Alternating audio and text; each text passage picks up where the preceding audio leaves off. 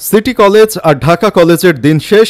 Daffodil international university আর city ইউনিভার্সিটির বাংলাদেশ। অন্যান্য দেশের স্কুল কলেজ পত্রিকার শিরোনাম হয় পড়াশোনায় রেকর্ডের মাধ্যমে, আর আমাদের দেশের স্কুল কলেজ ও ইউনিভার্সিটি পত্রিকার শিরোনাম হয় এক এক সময় এক এক স্কুল কলেজের সাথে পন্দাপন্দির মাধ্যমে আর ক্যাম্পাসে রাজনীতি করার মাধ্যমে। এখন আবার নতুন করে পন্দাপন্দির জন্ম দিয়েছে ড্যাফোডিল ইন্টারন্যাশনাল ইউনিভার্সিটি ও সিটি ইউনিভার্সিটি। এক ভার্সিটির পোলাপান আরেক ভার্সিটির বাসটাস ভেঙে দিচ্ছে, স্টুডেন্টদের কেলানি দিয়ে হসপিটালে পাঠাচ্ছে। দুইটাই প্রাইভেট ইউনিভার্সিটি। দুই জায়গাতেই সন্তানের বাপমায় টাকা খরচ করে সন্তান জ্ঞান অর্জন ও ভালো মানুষ বানাতে পাঠায়, কিন্তু ওদিকে সন্তান বাপমার টাকা নষ্ট করে অন্য ইউনিভার্সিটির সাথে লাগালাগি করে। যতটুকু সামাজিক যোগাযোগ মাধ্যম থেকে জানতে পারলাম, এই ঘটনার সূত্রপাত হয়েছে রাস্তা থেকে। সিটি ইউনিভার্সিটির একজন স্টুডেন্ট মোটরসাইকেলে অবস্থানরত অবস্থায় ড্যাফোডিলের একজন স্টুডেন্টের গায়ে থুতু দিলে সেখানে তাদের মধ্যে বাকবিতণ্ডা সৃষ্টি হয়। এই তো শুরু। একদল গ্যাঞ্জাম করবে, আরেক দল কি বসে বসে দেখবে নাকি?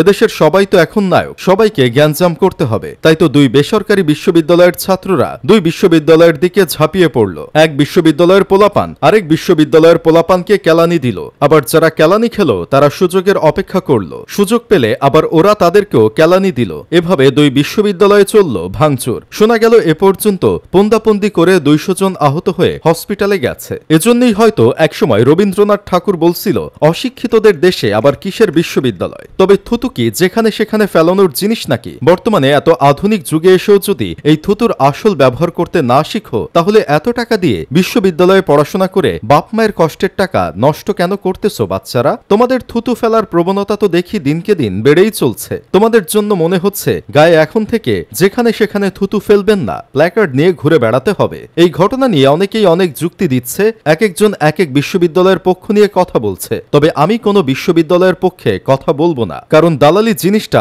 আমার মধ্যে নাই। সিটি ইউনিভার্সিটির কর্তৃপক্ষদের বলবো, আপনারা নিজে থেকে এই ঝামেলা মিটমাট করেন। আপনারা বড়রা এই মিটমাট শুরু থেকে করলে এত বড় পর্যায়ে কখনো যায় না। আর আপনাদের স্টুডেন্টদের কোথায় থুতু ফেলতে হয় আর কোথায় থুতুর আসল ব্যবহার করতে হয় সেটার ক্লাস নেন। শুধুমাত্র শিক্ষার্থীদের মাস্তানি শিখায়েন না, আদব কায়দা ও থুতুর ব্যবহারও শিখান। আর ড্যাফোডিলের কর্তৃপক্ষকে বলবো, আপনারা আপনাদের শিক্ষার্থীদেরও আদব কায়দা শিখান। শুধু টাকার গরম আর শরীরের গরম আর ফুটানি করা শিখায়েন না। কেউ ভুল করে সরি বললে সেটাকে ক্ষমার দৃষ্টিতেও দেখা শিখান। এমনটা না হলে একদিন ক্ষমা জিনিসটা এই দুনিয়া থেকে উঠে যাবে। তাছাড়া শুনলাম ড্যাফোডিলের পোলাপানরা নাকি সিটি ইউনিভার্সিটিতে ড্রোন দিয়ে পর্যবেক্ষণ করে দেখছে কোথায় কি আছে, তারপর হামলা করছে। পোলাপান যে আধুনিক হয়েছে সেটা তাদের কাজকাম দেখলেই বোঝা যায়। এরা যদি পোংটামি না করে সঠিক জায়গায় তাদের মেধার ব্যবহার করত, তাহলে বাংলাদেশ এভাবে পিছিয়ে পড়তো না। বাংলাদেশের শিক্ষা প্রতিষ্ঠানগুলোরও এমন নাজেহাল অবস্থা হতো না। এসবের জন্য আসলে আমাদের এডুকেশন সিস্টেম দায়ী, কর্তৃপক্ষ দায়ী,